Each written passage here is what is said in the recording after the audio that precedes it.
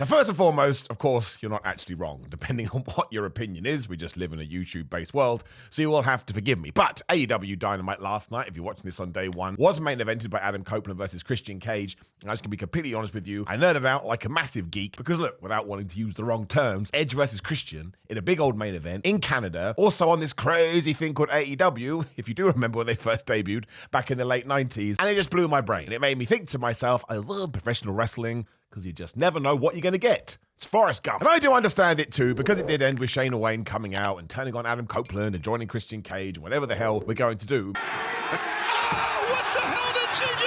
Well, to be fair, we don't know that she's joining up with Christian because there was a justification here. In fact, let's start with that point. If I saw my son get brained in the head with a steel chair by a crazy guy who was kind of acting like he's meant to be a hero, maybe I would go out and screw him out of his TNT championship too. Like I've already said, some people didn't like it. They always point their finger and go, oh, it's too WWE, which always kind of annoys me a little bit because I don't think any promotion should be allowed to have ownership over a storyline, over sports entertainment, over shenanigans, over disqualification, whatever it may be. And because I have just said that, a little card just popped up there. It's ups and downs for AEW Dynamite over what culture wrestling, so you can get my opinion on the entire show. I did have a little bit of a rant about it on there, but you can't all of a sudden say, oh, you can't do it now just because somebody else is doing it. You cannot like it in your own wheelhouse. It's like when somebody jumps ship and they get called, oh, they're an ex-WWE guy. No, they're not. They're a professional wrestler and they're choosing which company they want to make their living in. Do not see why this is a problem. Anyway, we're getting way too off track now, and that isn't even the major reason that I did enjoy it. I mean, I have to put my hands up. Again, if you watch most of my stuff, you know I do tend to lean towards the goofier side of pro wrestling, and goofy doesn't just mean comedy, and goofy doesn't just mean, I don't know, Santina Morala pretending to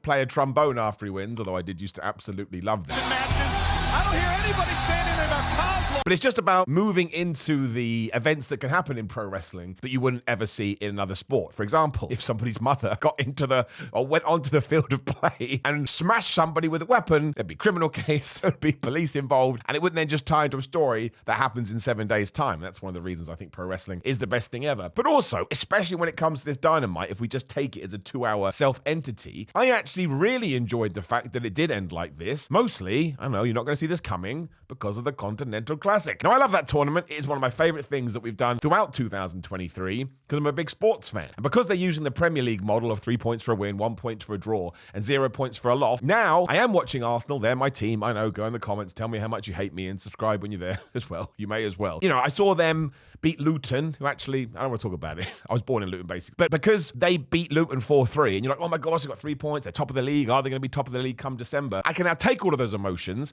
and I can apply it to professional wrestling. As we've already seen, especially because you're not allowed any interference, these stories are coming out of the matches. John Moxley and Swerve, they're getting all the points. So what are they going to do? Mark Briscoe is out the thing. Jay Lethal is falling behind. Kind of Jay White is finding his momentum, but has he left it too late? I don't want to do any major spoilers here, but there's other big names that are going to surprise you this week too, and that is just so damn cool. And the other reason, or one of the reasons I wanted to mention that you're not allowed to get involved in these matches, which Matt Menard found out last week with Daniel Garcia, is that you then, on Dynamite, had 3 very straight, very hardcore, we'll call them, wrestling matches. It was just 2 guys. They went at it. They all probably went over 10 minutes. I think one went about 17 minutes. We had a winner. We had a loser. And there was no shenanigans. There were no funny business. It was all just mano a mano. Who's going to win? You get some points up. You're out of here. So you're going to do that throughout a show, and you should do. I'm advocating for it. I think it's absolutely brilliant. But I don't then think you have to get to a main event and not go, well, can't we just muck around with this one a little bit? Can't we have some fun with it? And you absolutely can. Once again, just because people go crazy, that doesn't mean you have to like it. This isn't a hard and fast rule. But from my vantage point, when I am watching it, and I've taken everything that we did do, I love the fact that we went left, we went right, we went up, we went down. We had the Tony Storm Sky Blue match. Of course, that was very character-based, with at one point Tony Storm being on Butler Luther's shoulder, just throwing Sky, which was quite interesting. And then we essentially had what was one big angle with MJF and Samoa Joe meant to be taking on a mystery team, and instead somebody took out MJF backstage. Now, that is the oldest wrestling story in the book. Don't call that a WWE thing. Every promotion has been doing this since day dot. But that's the reason why it stood out to me. I loved it. And knowing that Adam Copeland and Christian Cage are basically geniuses when it comes to pro wrestling, it wouldn't have surprised me if they thought that when they were planning this, because let's face it, they would have been doing it for weeks. And if you're being told, listen, we're going to be doing this really, really serious tournament, they may go, look, we come from a sports entertainment background. They were in the WWE system for 20 odd years or whatever it is. We can, add in little elements so you have the more how do I explain this without sounding stupid? You have the more sports-based narratives, which again comes from the competition that we're going on. And then we have the stupid story stuff that comes from having people turn on other people, which again would never happen in real life, which hopefully makes you want to tune into Dynamite in a week's time because you're getting a little bit of everything. Now, when you do that, you run the risk of alienating someone, because if you're into the Continental Classic, but you're not into whatever we want to call the other stuff, then sure. But I think I've got a video coming up about this soon, about the casual wrestling fan, which is just me shouting and going crazy. So you will have to forgive me. But I do believe that every wrestling show should try and offer something for everyone. And you don't have to do that. I mean, if you just want to have a niche audience, I don't think there's anything wrong with that either, especially in 2023. I mean, how many things have we seen? Sort of, they do hit a level quite quickly, but they're really, really successful because they reach out to a very specific audience. Like, I used to work in video game magazines. I used to run video game magazines. And the sort of one that has kept on going, even today, has been going on for years and years, is Retro Gamer, because I remember when the magazine sales used to come through, you could almost predict what Retro Gamer was going to do because it was the same people every single month. And there is, like I say, real success in that. But at the same time, are you going to be able to grow? You don't know. And I would imagine, I don't know, what the hell do I know? Tony Khan's plan is to try and appeal to as many wrestling fans as possible, with the edge being that he's going to present a lot of it like New Japan Pro Wrestling, blah, blah. Don't want to get into it. It's another story for another day. But I always do think you have to offer a little bit something for everyone. I'm repeating myself now. But that was my major takeaway at the end of it. And also, I just thought this was going to happen. One, they weren't doing it on pay-per-view. Two, we have a pay-per-view in 3 weeks' time. Given who was in it, what is going to get people more amped up than, we'll just call them Edge and Christian, who cares? Edge and Christian being in some kind of stipulation match. I mean, we've certainly seen a lot of chairs used. We haven't seen any tables or ladders. They could do a TLC match. Again, is that a good thing, a bad thing? I don't know. But once again, it would get the conversation going. But it kind of just stood out like a sore thumb to me. I was like, there is no way we are getting a clean winner and a clean loser in their first match when you can get multiple matches out of this before they do go on their tag team run. And you don't want Adam Copeland to win straight away, because then you can't carry it on. The heel has to,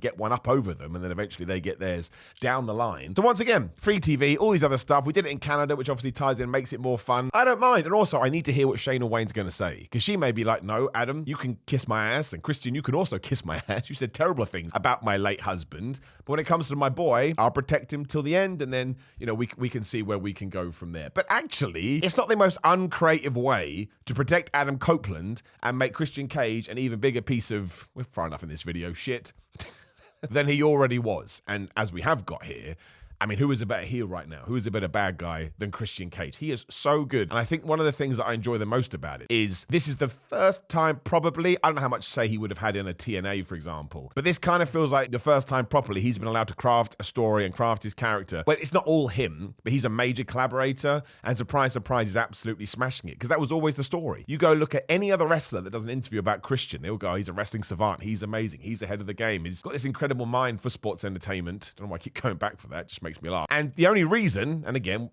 there's stories out there everywhere, that Vince McMahon didn't really push him in the same way is, one, he wasn't as big as Adam Copeland, but two, he didn't like his face. And I'm not making this up. I mean, it could be a lie, but so many different people have confirmed it, I would be surprised. He even pitched an idea when Christian would come to the ring and we would put a blue dot on his face to cover it up. You tell me. I mean, how do you even explain that? Now, once again, I would have loved it because it is so dumb, but ain't doing anything for him as a performer now, is it? So I like the fact that we made sure we tick this box on this episode of Dynamite. And really, when we go through a lot of the episodes we do get, I kind of felt like it spoke to my sensibilities very, very much. We got the sports-based stuff. We had the character stuff with Timeless Tony Storm. We had the angle stuff. Big fan of MJF and Samoa Joe. They're two of my favorites. And then you end with this big old twist, angle, shebang, madness, and the bad guy being like, haha, I got one out over you so we can plant seeds for the pay-per-view in a few weeks' time.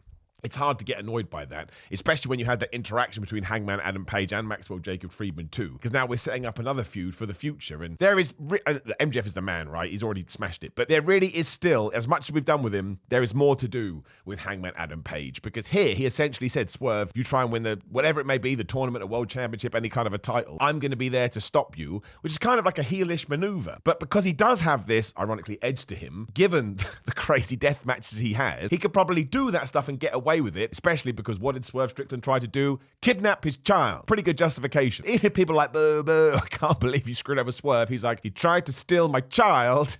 Unless you're some kind of psychopath, you go, this is a very good point, go get him. So yes, again, I love the discourse. I love the people going back and forth, and please do it in the comments below too. But I really, really did enjoy this episode of Dynamite. And I know, Simon, you enjoy everything. It ain't a problem for me. Enjoying things doesn't make me sad, so you don't have to worry about it. But what I would appreciate you doing is obviously just interact with the video as much as as you can, like, share, subscribe, comment, all of that stuff. And again, if you'd like to support me in different ways, if you go into the description, you will see your merchandise and Patreons and Gorilla Mind, supplements, etc. Just click on it and see if it's for you. But more importantly, that video that's there right now, give that a click. That's what YouTube loves the most. Thank you for joining me as always for one of my rants. Again, there's plenty more coming. Take care of yourself. Enjoy wrestling. Makes your life better. Goodbye.